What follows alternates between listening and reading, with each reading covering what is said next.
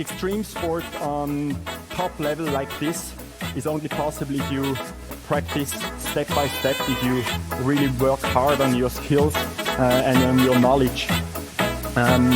Of course, you need to be in physical, very good condition, so I'm training a lot. You need to have the best possible equipment, and probably the most important is you have to work on your mental skills, mental preparation, and all this to come as close as possible to the human dream of being able to fly.